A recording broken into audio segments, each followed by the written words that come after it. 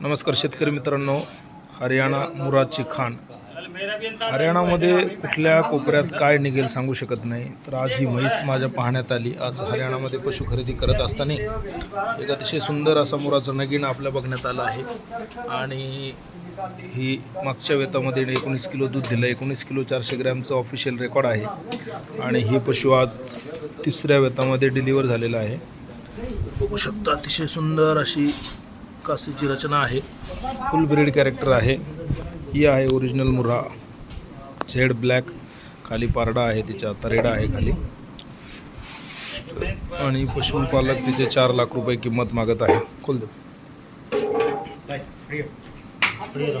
घिराई गावामध्ये जयबीर करून माणूस आहे. घिराई हिसारपासून आणि बरवाळापासून एक 16 किलोमीटर अंतरावरती आहे घिराई. तर तिथून जयबीर म्हणून एक पशुपालक आहे. त्यांच्या रेड्याने हिला क्रॉस केलेली आहे आणि तिच्या खाली आत्ता रेडाच आहे.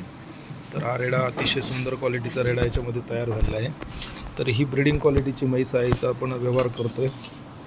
तर ज्या पण पशुपालकाला ब्रीडिंगवरती काम करायचं आहे आणि चांगली प्रोजेनी तयार करायची, त्यांनी संपर्क करा. त्यांना असं पशुधन आपल्याकडून उपलब्ध करून दिलं जाईल.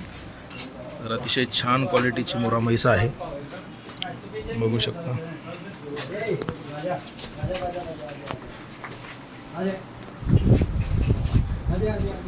चल, बघू शकता चाल, बघू शकता काशीची रचना बघू शकता. आणि अतिशय सुंदर अशी कास मशीन बनवली आहे.